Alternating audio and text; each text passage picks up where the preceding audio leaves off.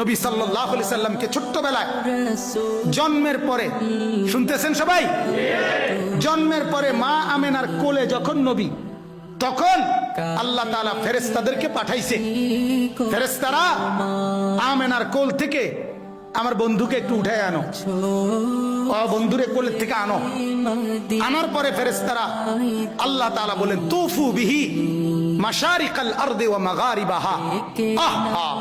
আল্লাহ তাআলা বলেন ফেরেশতারা পূর্ব থেকে পশ্চিম পর্যন্ত দিক দিগন্তে চতুর্দিকের সৃষ্টি জগতে আমার বন্ধুকে একটু ঘুরাও, আর আমার সমস্ত সৃষ্টি মাখলুকাতকে বলো যে তোমরা সবাই বন্ধুকে দেখো,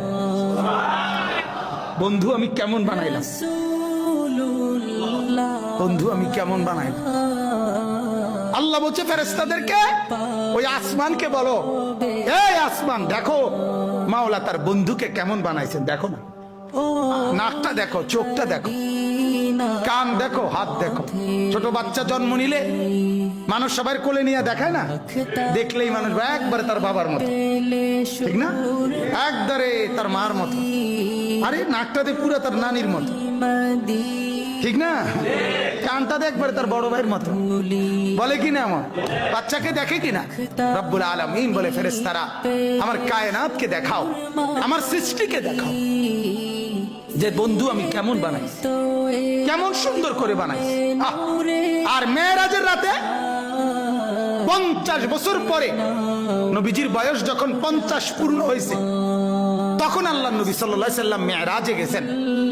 মেরাজে আল্লাহ তাআলা নবীজি সাল্লাল্লাহু আলাইহি সাল্লামকে আরশে আজিমের উপরে দাঁড় করাইছেন, এমন জায়গায় যেই জায়গার উপরে আর কোনো সৃষ্টি নাই, আর কোনো মাখলুক নাই, সবকিছু নবী পাকের কদম মোবারকের নিচে, উপরে শুধু একজনই আছে নবীজির উপরে, তিনি আল্লাহ।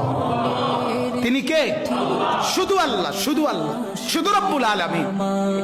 ওইখানে দাঁড় করাইয়া আল্লাহ তাআলা নবীকে বলছে মেরাজের রাতে একেবারে আরশে আজিমের উপরে দাঁড় করিয়ে, বন্ধু